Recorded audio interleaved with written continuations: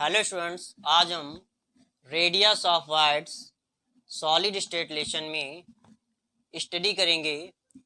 तो बच्चों देखिए, वाइड्स यानी कि लैटिस में जो वैकेंट स्पेस होते हैं उनके बारे में हम इनके पहले लेक्चर में पढ़ चुके हैं।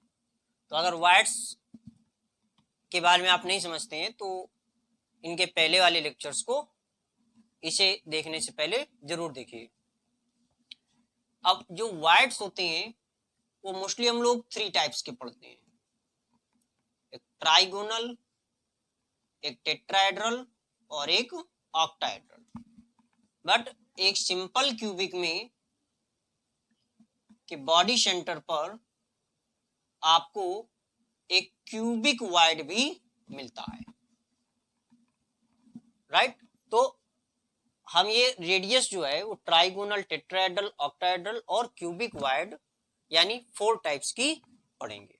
ठीक, तो अभी हम पढ़ते हैं ट्राइगोनल वाइड की रेडियस। तो देखिए, ट्राइगोनल वाइड किस तरह से बनता है। इसमें 3 स्फीयर इस तरह से एक दूसरे से अटैच होते हैं और ये बीच में वाइड बनता है, राइट। हमें बताना है कि अगर इस बड़े वाले गोले की रेडियस कैपिटल आर हो तो इसकी कंपेरिजन में जो छोटा वाला रेडियस है ये कितनी होनी चाहिए, राइट। अब यहां पर देखिए, पॉइंट ये कि इसकी भी रेडियस फिक्स है। अगर ये काफी बड़ा हो जाए तब क्या होगा कि अगर ये गोला बड़ा हो गया तब क्या होगा कि ये जो अगल बगल के 3 स्फीयर्स हैं वो इस पोजीशन में आ जाएंगे, और अगर बहुत छोटा हो गया तो फिर ये कंडीशन आ जाएगी। देखिए, बीच में ये हो गया और ये जो है इस तरह से और थोड़ा बड़ा। ये देखिए, मान लीजिए बीच वाला जो गोला है वो बहुत ही छोटा हो गया इस तरह से। तो ऐसे केस में ये दोनों ही केस जो होंगे वो अच्छी तरह से ट्राइगोनल को सेटिस्फाई नहीं कर पाएंगे, ये तो बिल्कुल अनस्टेबल हो जाएगा, राइट।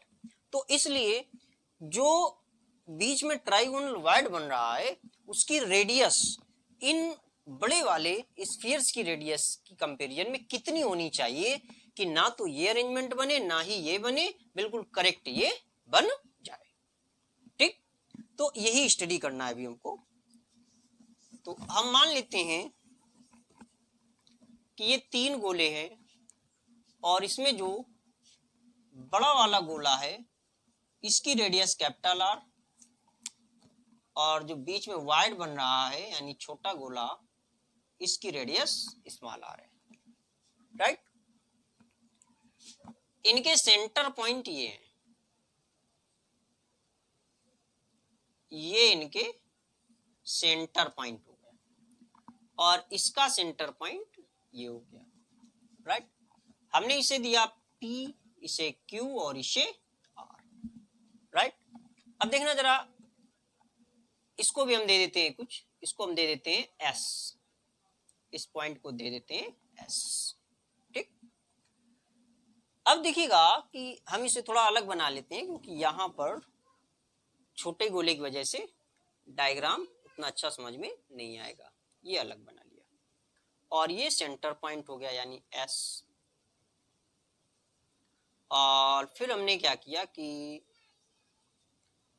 S को Q से मिला दिया और S को हमने बिल्कुल ऐसे परपेंडिकुलर कर दिया। मान लीजिए ये T पॉइंट है, ठीक। अब देखना,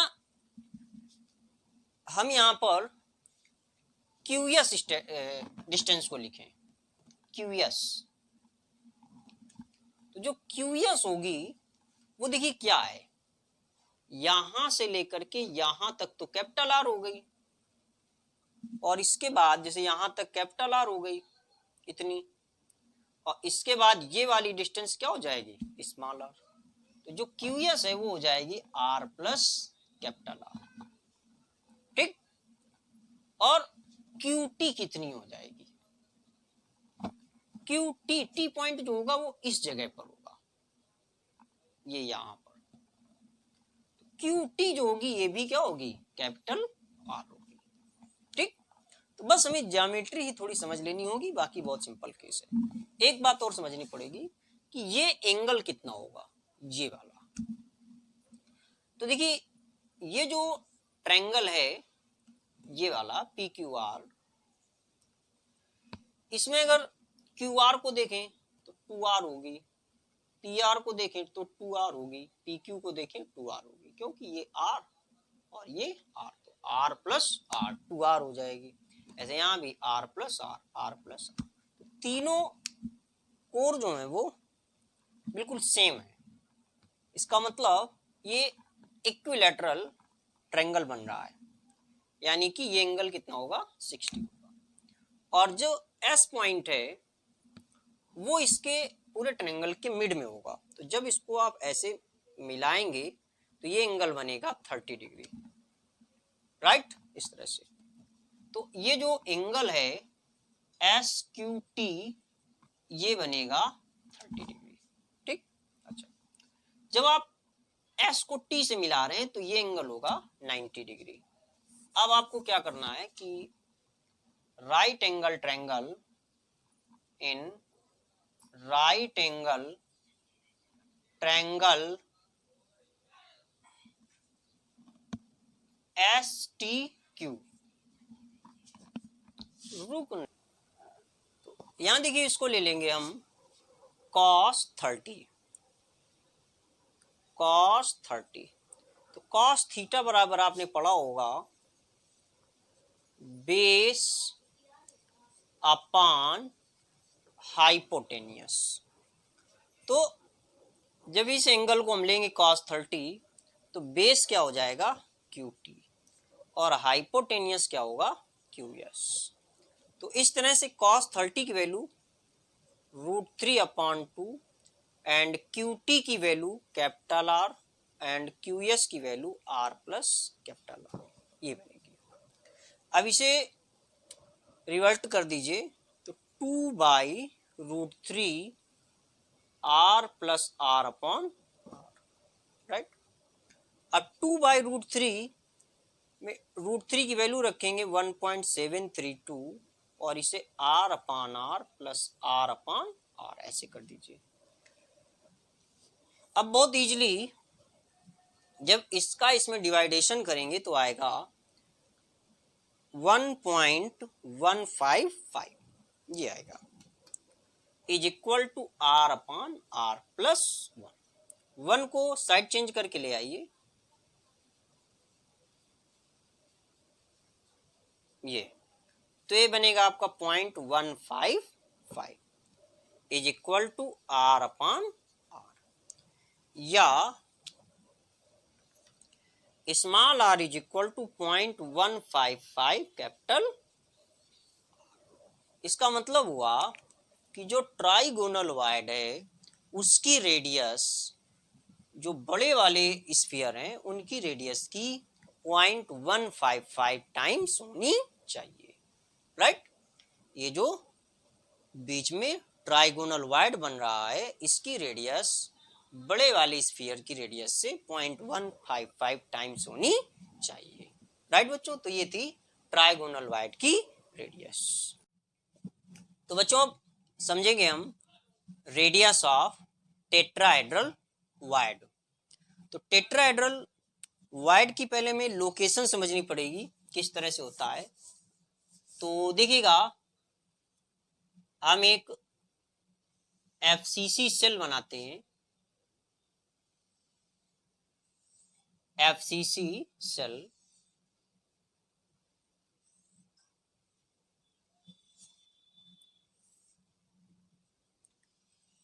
ये देखिए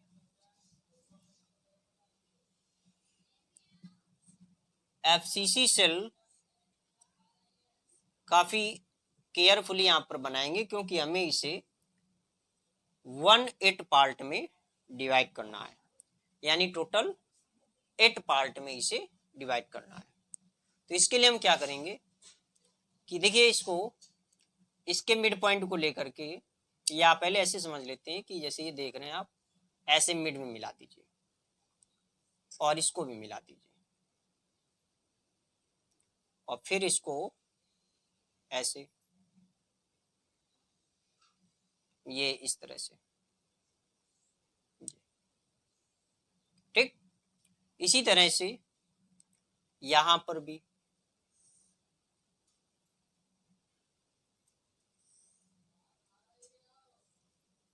इस तरह से ये।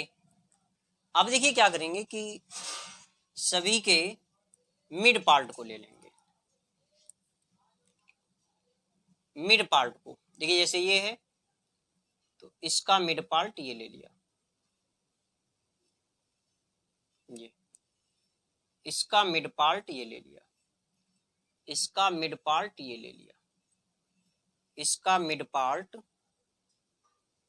ये ले लिया, इसका मिड ये ले लिया, ये, और इसका मिड ये ले लिया। तो ऐसे जो हमारी सेल है वो 1/8 पार्ट में डिवाइड हो जाएगी, ठीक। अब देखिए हम समझ लेते हैं एटम्स की पोजीशन। एफसीसी सेल है तो यहां पर एटम होगा, यहां पर होगा, यहां पर होगा, कॉर्नर्स पर होगा, साथ ही ये फेस सेंटर वाले पॉइंट पर भी, राइट, ये इस तरह से, और इस पॉइंट पर भी होगा, राइट, ये इधर पर भी, क्योंकि ये फेस सेंटर वाले पॉइंट है, ठीक। अब हम क्या करेंगे, देखिए टेट्राहेड्रल वाइड की लोकेशन को समझेंगे। तो अगर आप टेट्राहेड्रल वाइड को समझें तो देखिए इस तरह से, जो आप ये सेल देखिए, एक तो सिर्फ इतनी देखिए, ये सेल,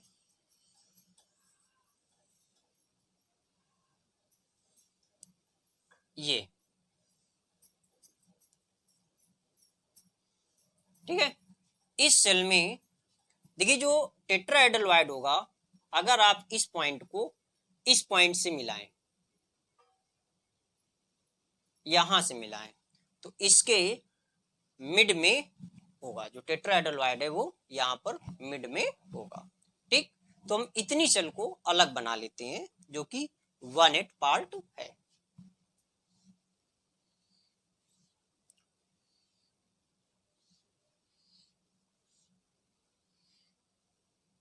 ये देखिए, राइट।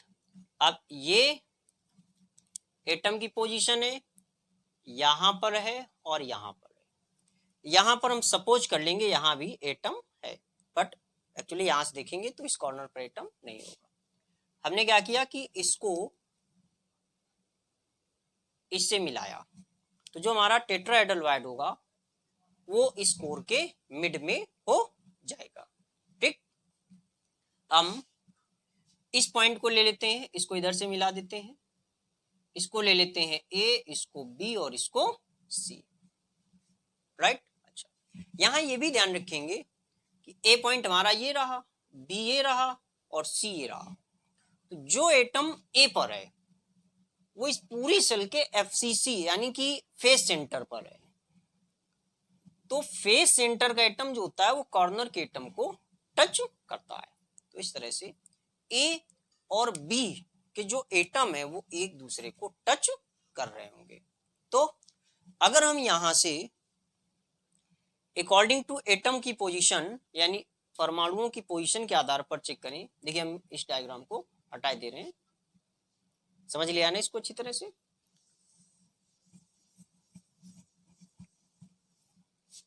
अगर हम एटम्स के अकॉर्डिंग देखें, according to position of atom, position of atom तो देखिए जो ए बी डिस्टेंस है वो हो जाएगी आर प्लस आर, यानी कि 2r, राइट। क्योंकि ए और बी के एटम एक दूसरे को टच कर रहे हैं। और जो बीसी डिस्टेंस होगी, बीसी देखिए कैसे बनेगी, ये बी के और फिर ये टेट्राहेड्रल वाइड और फिर ये सी, इस तरह से। तो ये बी सी होगी। अब ये कैपिटल आर, ये कैपिटल आर, ये स्मॉल आर, ये स्मॉल आर, तो टोटल क्या बन जाएगी, बीसी जो है वो 2r प्लस 2r, इस तरह से, right. According to position of atom की हो गई। अब अकॉर्डिंग टू ज्योमेट्री देखें,